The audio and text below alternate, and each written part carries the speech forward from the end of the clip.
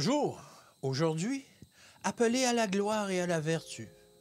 À cause de cela même, faites tous vos efforts pour joindre à votre foi la vertu la connaissance. 2 Pierre 1, verset 5.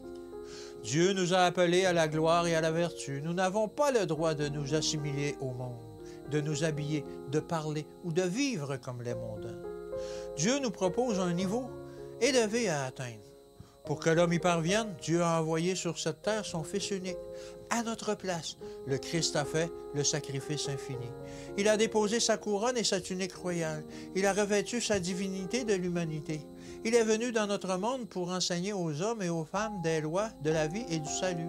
Ces lois qu'ils doivent observer à la lettre afin de jouir de la vie éternelle dans le royaume de gloire. Satan prétendit qu'il était impossible aux êtres humains d'observer la loi de Dieu. Afin de prouver la fausseté de cette affirmation, le Christ renonça à son commandement en chef, prit sur lui la nature de l'homme et vint sur la terre afin de se mettre à la tête de la race déchue pour prouver que l'humanité est capable de résister aux tentations de Satan. Il devint le chef de l'humanité pour être assailli en tout point par les mêmes tentations que doit affronter la nature humaine déchue, afin qu'il puisse savoir comment secourir tous ceux qui ont été tentés. Sur cette terre, il résolut ce problème. Comment vivre selon les principes de la droiture établis par Dieu? Prenant sur lui notre nature, il resta fidèle aux principes de justice de Dieu et remporta la victoire sur Satan.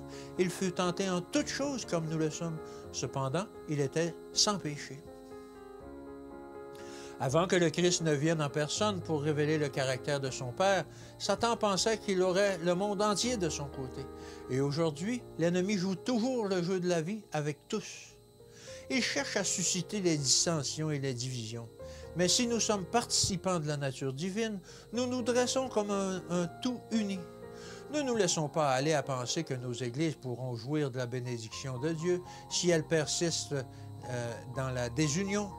Nous devons être en ce monde les représentants du Christ. Il nous a appelés à la gloire et à la vertu. De même qu'il présentait le Père, nous devons le représenter au monde. Car en le représentant, nous représentons le Père, qui est partout et son aide est nécessaire. Nous avons une grande œuvre à accomplir pour le Maître.